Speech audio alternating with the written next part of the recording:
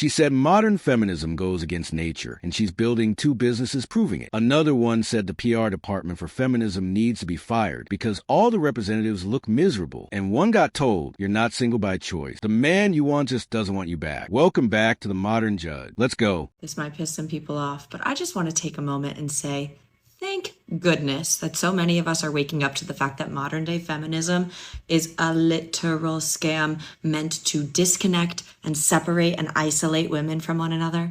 And not only from one another, but from the natural ways of living. Like, this shit literally goes against nature.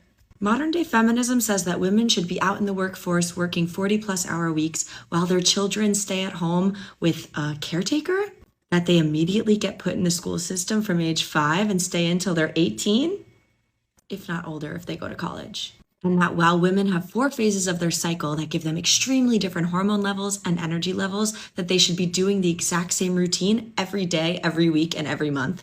I'm sorry, but fuck that. Like, I am down for the boss babe shit. I am building 2 businesses right now. I think women should be running their own empires if that's what they want. But it can be done the feminine way. Women are meant to be provided for so they can stay home and take care of their children and be the actual parent to their child. They're supposed to rest during their moon cycle. They're supposed to frolic around naked and connect to their bodies and connect to the earth and be the caretaker. They're not meant to be in hustle all the time. They're not meant to be in doing mode all the time. We're meant to be. And we're meant to be in community surrounded by other women, letting them support our children as well. Being in community vibes is essential.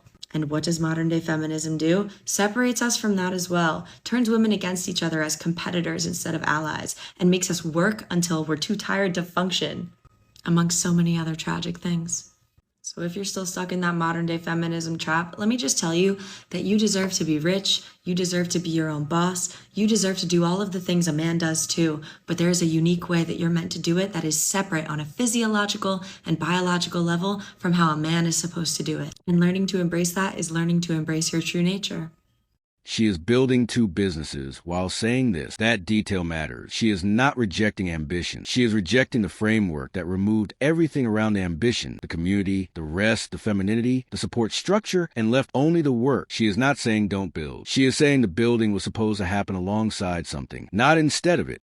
Okay, here is why more and more young women are rejecting feminism and just do not want to be associated with it at all. I think these younger generations have really, really good BS detectors. So on its face, feminism sounds great, right? Equality for all and girls supporting girls. That sounds so beautiful. But the second you kind of test that out, you very quickly find that it has just become a total facade. If I'm putting on makeup for my husband to come home from work, or if I'm cooking for him, they get upset.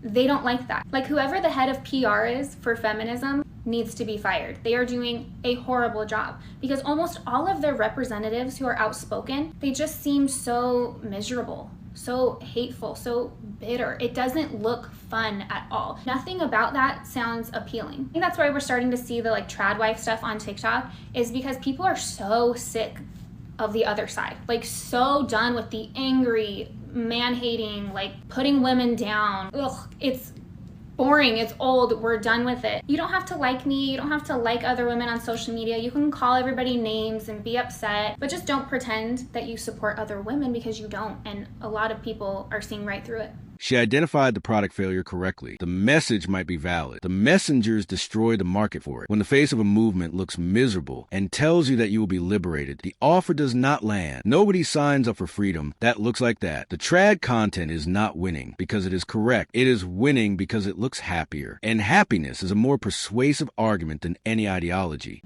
I don't need a man to open doors for me, but I won't date one who doesn't. I don't need a man to buy me flowers, but I will not date one who doesn't. I don't need a man to provide for me, but I wouldn't date one who doesn't, and more importantly, doesn't want to. Because if somebody's doing these things because they think they should, or in order to keep you, but they don't truly want to do these things, further down the line, they will resent you. They will feel some type of way of having to do things, or they'll throw it in your face, and they'll probably stop doing these things once they think they have you. Once they think they've secured you and you're in their life, the effort will slip because it wasn't really real. It wasn't really what they wanted to do. And there are men out there that will want to do these things. Not all of them do, and that's fine. But you don't have to date the ones that don't want to. She made the most important distinction in this entire video. Not whether he does it, whether he wants to. A man who opens a door because he was told to will stop when the pressure lifts. A man who opens a door because it is who he is does it when nobody is watching. She is screening for the second one. That is not high standard. That is basic quality control. I don't need a man. I'm content being with myself. Like I'm happy. Like I'm not a person, like if I don't have a man, or it's like I'm not gonna be sad or depressed. Like I'm okay with just me. Okay. Yeah.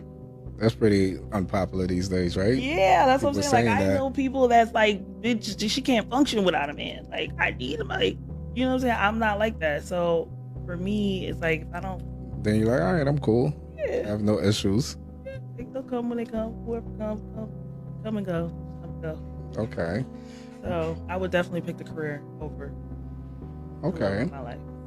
All right. So, what's your go-to drink? Straight? Yeah, shot. Which it shouldn't be, but that's what I like to drink. I just straight, no chaser. All right. Can you date someone who don't drink? Yes, I would love to. Yeah. Because I feel like that would help me not drink. Because I be wanting to not drink. Yeah. Yes. Yeah. What's the longest you went without drinking? It's hard to not drink if you hanging out. It's a social thing. If my man didn't drink and we was like together, it would be better. Because I would not like, okay, he not drinking. He not gonna force me to drink because he doesn't drink. Yeah. I feel like I drink because everybody else around me drink. Okay. They're always like, come on, shot. So I'm like, okay, shot. Okay. If I'm with somebody and they don't drink, then I won't need to drink. So it won't bother you if the person don't drink. Oh, I would love that. Hot take, but that is my favorite form of intimacy. Like when Taylor and I get in an argument and he hears me, like I just want to eat him. Yes. It's just like, it's literally the best thing. Like being able to have a partner that fully like hears you and sees you. And even, you know, if I overreact or if he does, like we're able to come back together and be like, sorry about that. Like I was really just, I know what this means to you, or I know that whatever it is, like that is like my favorite thing about a relationship is having that growth together. I am not a feminist. I am a lesbian feminist, and I didn't come to this conclusion until like the last month. I never really understood why my feminism didn't align with straight women specifically, and now I realize it's because I'm a lesbian feminist. Oftentimes we are told that women are the emotional ones. We seek emotion. We want so much more out of our relationship than sex, and men are the ones that seek sex. And I'm reading a book called The Tragedy of Heterosexuality. I'm almost finished. I have like 10 pages left, and she's talking about the idea of like political choice lesbianism, where even if women are attracted to men, they end up choosing relationships with women, and oftentimes straight women are very resistant to that because they say, no, I'm attracted to men, I want to be with men.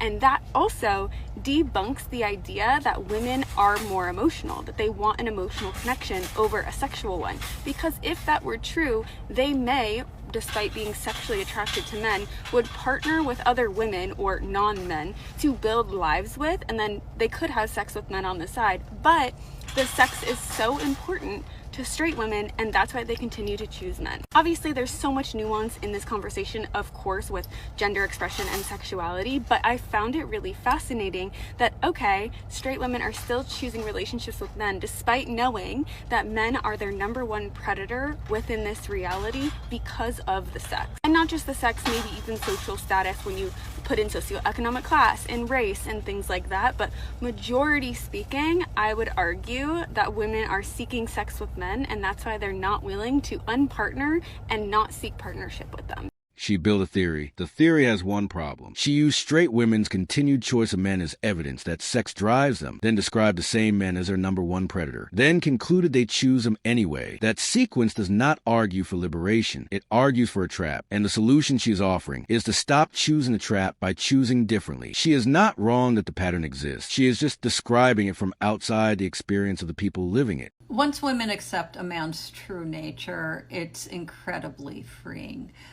Like this comment is saying, and it's on a video where I'm talking about men, most men, not all men, are inherently cruel, and women need to understand that. Once women understand that, you can then move accordingly. You can then, as a woman, decenter men and do it without any guilt. You can deconstruct all of that patriarchal conditioning that you have been fed from the moment you could walk, probably even before that. You can start living life completely for yourself, unapologetically, with no shame and no guilt, because most men are inherently cruel. And thus, why would you live a life centered around the needs of someone who does not care about you? Understanding and really getting it down deep into your soul that most men are inherently cruel frees you from the obligation of, if you would just be nicer, if you would just smile more, if you would just try harder to meet his needs, because you understand that his needs are unmeetable. It's not because of something you're not doing or you're doing too much of. No matter what, there's always going to be this undercurrent of cruelty, this need that some men, not all men, have to always harm, hurt, and subjugate women. When you understand this, you completely take yourself out of their little cruel, sick game. You take yourself out of the cage and you fly free like a bird. She built a worldview where the conclusion is already decided before the evidence arrives. Most men are cruel. Therefore, everything a man does confirms a cruelty. Therefore, leaving is always correct. Therefore, the cage is always real. The problem with a framework that starts with a verdict is that it cannot be disproved by any evidence. The man who is kind is concealing his cruelty. The man who is cruel has confirmed it.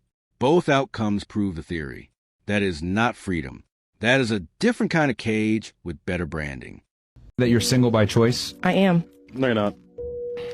Tell me how I'm not when it's my choice to be single. Well, let's use another example. Let's say I live in my mom's basement and I'm 300 pounds and I have Cheeto dust all over my shirt and I play a lot of video games. Yeah. Okay. And I don't smash any girls, but I walk around and I say, well, I choose not to smash girls. Is that really valid? No, but how does that relate to what I have going on? Oh, I like that you asked me that question. It doesn't. I have guys I talk to, I have options, and a couple of them do want to be in a relationship, but I choose, because I could go be in a relationship but with why with would them you if want to be in a relationship with those guys? Anyways. What I'm trying to establish is that the guy that has the Cheetos all over his shirt, etc., Yeah. he can sit there and say, oh, I'm choosing not to have sex with girls, but the reality is the girls don't want him. Okay? The girls that he wants don't want him back. Okay, so when girls say, oh, I'm single by choice, Yeah. that's not true. You're single because the man that you want doesn't necessarily want you back. And a lot of the times it's because of your choices that women make, because women don't understand that you make certain choices and you automatically alienate yourself from a portion of men that would have potentially taken you seriously had you not done that. But girls like to cope and say, oh, I have a bunch of choices, I have a bunch of options. All those guys on your Instagram, all those guys that come to your job, all those guys that talk to you, they just want to smash. They're not real candidates. Okay. So I think it's cope when girls say that. That's your opinion. You're not long term. He made the Cheeto comparison, and she immediately said it doesn't apply to her. Then describe her options, men who want relationships with her that she doesn't want. He pointed out that Cheeto guy has the same situation in reverse. The options available are not the options desired. Both of them are holding out for someone specific. Both of them call it a choice. Neither of them is entirely wrong. Neither of them is entirely honest. Today's file had the woman building two businesses, while saying the hustle framework was designed to exhaust women. The PR department that turned equality into a brand that looks miserable. The distinction between a man who provides because he wants to and one who does it because he thinks he has to. The theory that straight women choose men for the sex. And the Cheeto argument that reframes single by choice as single because the choice isn't mutual. The modern judge has one final note. Every position in today's file is trying to explain the same gap between what people want and what they are getting. The explanations are all different. The gap is the same. See you in the next one.